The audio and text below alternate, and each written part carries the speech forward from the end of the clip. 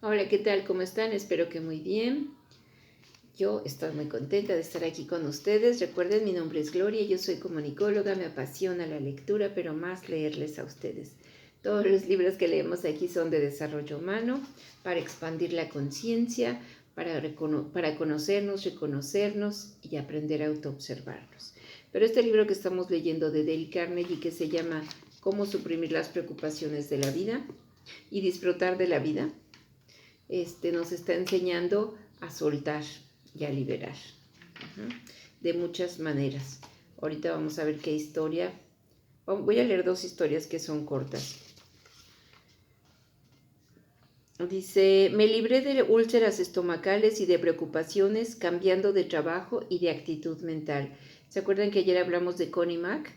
Donde nos invita a hacer nuestras propias reglas para no preocuparnos, como las hizo Connie Mack. Vamos a ver qué hizo Arden W. Sharp, Green Bay, Wisconsin. Hace 5 años estaba preocupado, deprimido y enfermo. Los médicos decían que tenía úlceras estomacales. Me ordenaron un régimen. Bebí leche y comí huevos hasta que el solo verlos me repugnó, pero no mejoré. Un día leí un artículo sobre el cáncer. Imaginé que tenía todos los síntomas. Entonces no estaba preocupado, estaba aterrorizado. Desde luego esto hizo que mis úlceras se convirtieran en una hoguera. El golpe de gracia llegó cuando el ejército me rechazó por considerarme físicamente incapaz. A los 24 años todo indicaba que era una ruina física cuando debía estar en plena posesión de mis facultades físicas. Ya no tenía salida, no veía un solo rayo de esperanza. Desesperado traté de analizar cómo había llegado a tan terrible condición. Poco a poco la verdad empezó a surgir en mí. 2 años antes había trabajado feliz y lleno de energía, como viajante de comercio, pero la escasez durante la guerra me había obligado a renunciar a ese trabajo y me había empleado en una fábrica. Despreciaba ese nuevo trabajo y para empeorar las cosas estaba relacionado con un grupo de hombres que eran los pensadores más negativos que haya tenido la desdicha de conocer nunca. Absolutamente amargados, nada les parecía bien, se lo pasaban maldiciendo el trabajo, el salario, las horas y el patrón. Comprendí que de manera inconsciente yo había absorbido su resentimiento. Lentamente empecé a advertir que mis úlceras quizá provinieran de mis propios pensamientos negativos y de mi amargura. Entonces resolví volver al mundo que me gustaba, el de la venta, y a reunirme con personas capaces de pensamientos y actitudes constructivas. Esta decisión probablemente me salvó la vida. Ay, perdón. Ya estoy cansadita. Con todo el entusiasmo busqué amigos y compañeros de tareas que fueran pensadores progresistas, hombres felices, optimistas, libres de preocupaciones y de úlceras. No bien cambié de actitud, cambié de estómago. No tardé en descubrir que podemos recibir buena salud, felicidad y éxito de los demás, así como podemos recibir preocupaciones, amarguras y fracasos. Esta es la lección más importante que he aprendido. Debía haberla aprendido hace años. Había oído hablar de ella y había leído muchas veces consejos en esta línea, pero tenía que aprender por cuenta propia. Ahora comprendo qué quiso decir Jesús cuando afirmó, el hombre es tal como piensa en su corazón. Fíjense en esta, qué importante es los pensamientos. Perdón. Qué importante es controlar los pensamientos. Aquí él habla de que estaba muy negativo, que perdió un trabajo que le gustaba mucho y entró a una fábrica. Pero se dan cuenta que atrajo a personas negativas igual que él. No es que las personas se convirtieran, es que él, con su actitud negativa, inmediatamente se rodeó de personas igualitas que él. Ajá. Pero es cierto, muchas veces es cierto, no, la mayoría de las veces es cierto que una voz interior nos avisa. Es nuestra conciencia, nuestro subconsciente, yo no lo sé, pero es una voz interior que nos avisa y nos dice, aguas, aguas, no está bien lo que estás pensando, aguas, nos está avisando. Uh-huh. Entonces, ¿qué pasa? Que a él le estaba avisando, ajá, que esos pensamientos estaban destruyendo su salud. Y se dio cuenta, se hizo consciente y cambió de trabajo y cambió de actitud y cambió de amigos. ¿Por qué? Porque se empezó a rodear de personas positivas. Eso es muy importante. Pero lo primerito que tenemos que hacer es darnos cuenta. La palabra, ahora sí que esa frase maravillosa, darnos cuenta que está sucediendo para poder lograr hacer el cambio, que fue lo que hizo este señor. Ahora veamos la siguiente historia. Ahora busco la luz verde, por Joseph Cutter. Desde mi niñez y a lo largo de mi juventud y mi vida de adulto, he sido un profesional de la preocupación.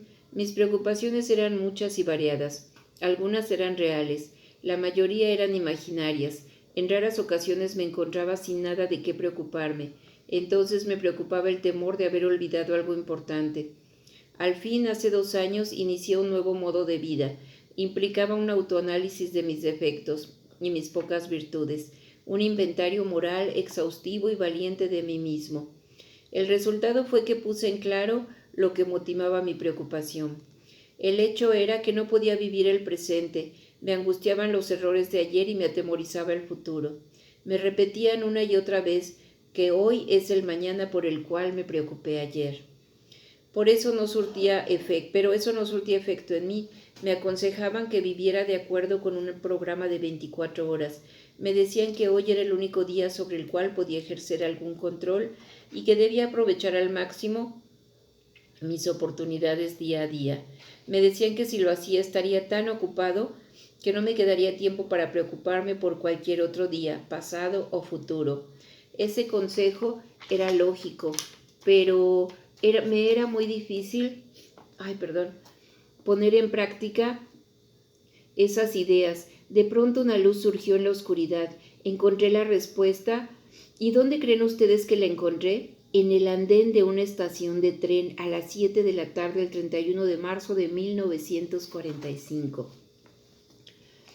Fue una hora muy importante para mí, por eso la recuerdo con tanta claridad. Despedíamos a unos amigos que viajarían de The City of Los Ángeles, un tren expreso de regreso de sus vacaciones. La guerra aún continuaba. Ese año había multitudes por doquier. En vez de subir al tren con mi esposa, fui caminando hacia la locomotora. Me quedé mirando un minuto esa gran máquina brillante.